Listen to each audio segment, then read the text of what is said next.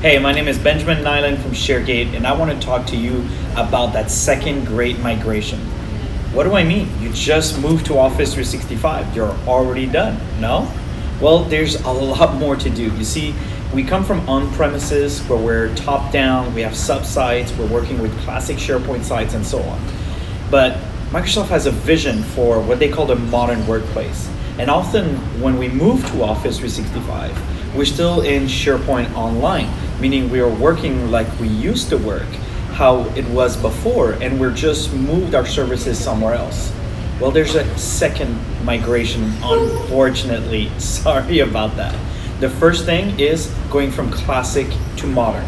How do you go from classic SharePoint sites to modern SharePoint sites? The second thing you'll have to look at is how do you groupify? How do you turn your sites into group-connected team sites? This means that your team sites will now always come with a number of other tools, such as Microsoft Teams. Now, if you think that you've been blocking Microsoft Teams or modern SharePoint, you haven't, because they come together now.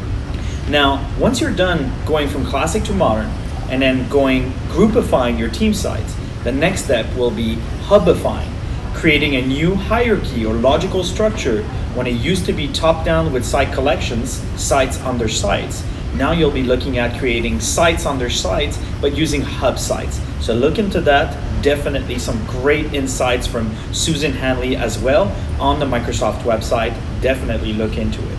Once all of that is done, I recommend you look into scaling with governance. How do you automate everything, make sure everything stays compliant, and you're able to enable self-service so that people can create what they need to get work done while still following your rules.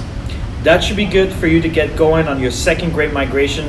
And if there's anything, always come to SharePoint Fest. We have tons of information for you. Thank you.